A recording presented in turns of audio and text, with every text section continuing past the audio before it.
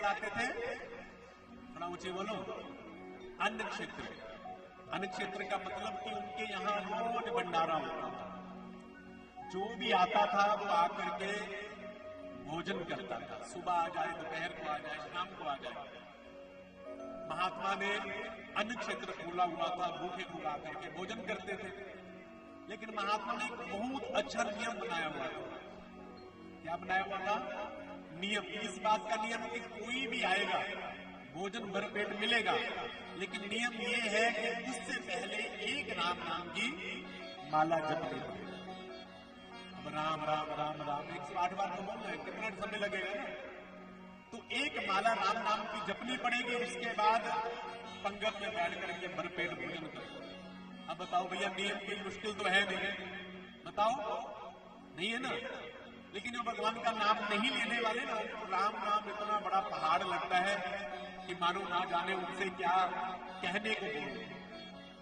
आपको नहीं बोल रहा हूं, ये तो बहुत सी जगह हमने देखा है कि भैया माताएं पिछले पीछे बैठे लोगों की चुगली भी करती रहती है, निंदा भी करती रहती है, इधर उधर की बातें भी करती रहती है। लेकिन कोई कथा कहने वाला, कोई कीर्तन करने वाला कह देना माता जी बोलो राम राम, और माता को शर्म आ जाता है, न जाने पंडित जी ने क्या कहने को बोल दिया। तो बहुत से लोग ऐसे होते हैं जिनके मुख से राम नाम निकलता नहीं है, उनका स्वभाव ही नहीं होता, दुनिया भर की बातें करेंगे, राम नाम नहीं गाएंगे। एक भूखा व्यक्ति, भूख के मारे प्राण निकले जा रहे थे। उसको किसी ने बताया कि भैया अगर भूख लगी है तो महात्मा के यहाँ चला जा, वहां पर रोज अन्न क्षेत्र चलता है, वहां जाकर के तू भोजन कर ले। तो आया भागा भागा आकर के महात्मा के द्वार पर ही बैठे हुए थे। महात्मा ने कहा, अरे भाई किधर जा रहे थे? कहा कि महाराज अंदर भोजन की जो पंगत लेके लगी हुई है, वहां भोजन करने जा रहा हूं। कहा कि नहीं, पहले दिन पढ़ो नियम, हाथ मुंह धो, माला जपो, उसके बाद घर जाओ। उस व्यक्ति ने कहा कि महाराज मैं माला मूला नहीं जपता, मैं तो नास्तिक हूं महाराज, मैंने जीवन में कभी माला नहीं जपी, मेरे पास माला मूला कुछ नहीं है। महात्मा ने कहा, तेरे जैसे मेरे पास बहुत आते हैं। अरे भाई, तुम्हारे जैसों के लिए मैंने बहुत सी मालाएं ला करके रखी हुई है, जहां अंदर से माला उठा और जप ले माला। तो कहा, महात्मा जी मैंने आपसे कहा ना, मैंने आपसे कहा कि महाराज मैंने जीवन में कभी माला जपी नहीं। तो कहा कि सीधा सा तो नाम है, बोल राम। उसने कहा कि मैंने नहीं बोलना। तो महात्मा ने कहा कि फिर भोजन भी नहीं मिलेगा। तो कहा, अरे महाराज भोजन तो करवा दो, भूख लगी हुई है। तो कहा कि नहीं, पहले माला जप फिर भोजन मिलेगा। तो दोनों की तू मैं होने लगी।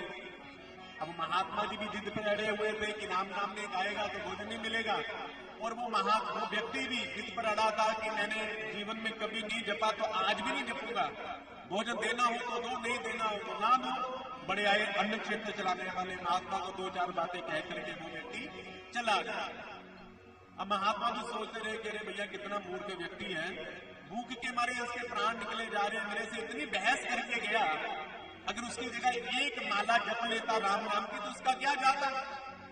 इतनी भी मेरे साथ इसने तू मैं की है ना, तो इसकी कितनी एनर्जी लगी होगी। तो चुपचाप माला लेकर के बैठना ही तो था, जपनी तो थी माला। महात्मा ने थोड़ी देर उसका चिंतन किया, फिर महात्मा जी अपने काम में लग गए। जो आए महात्मा जी सबसे कहते रहे कि बोलो राम राम, जपो राम राम। अब अन्न क्षेत्र बंद हो गया। वो व्यक्ति शाम को फिर आया, कहा कि महात्मा जी अब तो महाराज आपका अन्न क्षेत्र बंद होने वाला है ना, कुछ बचा हो तो मुझे दे दो। तो कहा कि भैया बच्चा क्या, तुम्हारे लिए ताजा भी बनवा दूंगा, लेकिन बस तुम मेरा कहना तो मान, राम नाम तो जप। उस व्यक्ति ने कहा कि महाराज ये काम मेरे से नहीं होगा। वो कहा कि जा बिना मौज कर। तो वो व्यक्ति चला गया। महात्मा जी रात को सो गए। जैसे महात्मा रात को सोए, महात्मा को महाराज भगवान ने आकर के नींद में दर्शन दिए। बोलिए शंकर भगवान की जय। भगवान के दर्शन हमें नींद नहीं हो सकते। अगर कहे कि भैया कलयुग में सामने आकर के भगवान नहीं, किसी न किसी रूप में या फिर भगवान स्वप्न में ही दर्शन देते हैं। भगवान भोले बाबा आए स्वप्न में, उस व्यक्ति ने भोले बाबा को प्रणाम किया, लेकिन भोले बाबा उससे प्रसन्न नहीं थे। कहा कि प्रभु आप प्रसन्न क्यों नहीं है? तो कहा कि आज तुमने अच्छा नहीं किया, आज मुझे अच्छा नहीं लगा कि तुम्हारे अन्न क्षेत्र चलाने का क्या फायदा कि एक व्यक्ति बेचारा भूखे चला गया, भूख के मारे तड़प रहा था, है ना, वो तेरे से कह रहा था कि मुझे भोजन करवा दो, भोजन करवा दो, और तुमने उसकी एक नहीं मानी। तो महात्मा जी कहने लगे, रे प्रभु मैंने उसकी एक नहीं मानी तो वो मेरी एक मान लेता। मैंने कौन सा उसे सूली पर चढ़ने के लिए बोला था या किसी पहाड़ पर चढ़ने के लिए बोला था? मैंने कहा था कि प्रभु एक माला जब वो राम नाम की जप लेता है, दुख तो मुझे भी हुआ प्रभु, लेकिन मैंने अपना नियम नहीं तोड़ा प्रभु, मुझे क्षमा करना।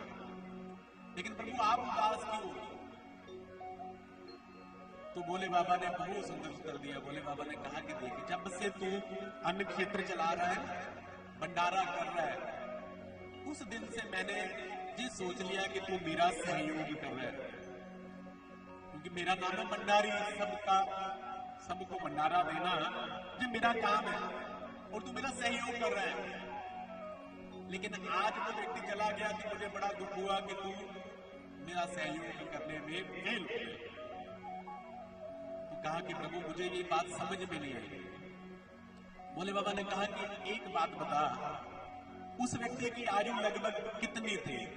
तो महात्मा ने कहा कि महाराज होगा कोई 25-30 साल का। तो कहा कि वो तुम्हें बार बार क्या कह रहा था? तो कहा कि महाराज उसने ये कहा कि मैंने भजन नहीं करना, क्योंकि मैंने जीवन में कभी भजन किया ही नहीं।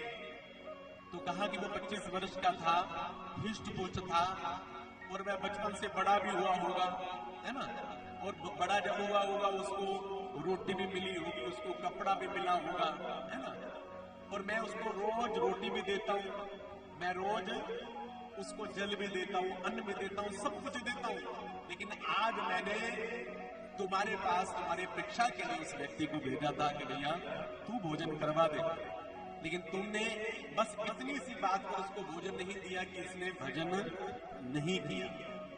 और वो बार बार ये कह रहा था कि मैंने जिंदगी में कभी भजन नहीं किया। तो जब उसने जिंदगी में भजन नहीं किया तो तब मैं उसको रोज भोजन दे रहा था, और तो उसको एक दिन भी भोजन नहीं दे पाया। तो कहने का भी प्राय बंधु इतना ही है, जे कुछ भी संसार चल रहा है ना, ये संसार किसकी कृपा से चल रहा है? उसकी कृपा से। हमें लग रहा है कि हम चला रहे हैं, हम व्यवस्था कर रहे हैं, नहीं। जब कोई व्यक्ति भंडारा लगाता है, जब कोई व्यक्ति भगवान की कथा में कोई सहयोग करता है ना, वास्तव में भगवान ही उसके अंदर समाश्रित होकर के वो सहयोग कर जाता है। क्योंकि हम ना तो भगवान के लिए कुछ कहने वाले और ना ही भगवान के विषय में कुछ सुनने वाले हैं, और ना ही कोई धन लगाने वाले हैं। ये सब कुछ किसकी कृपा से होता है? बोलो ना, उसकी कृपा से। हम गाते भी ना, मीनाया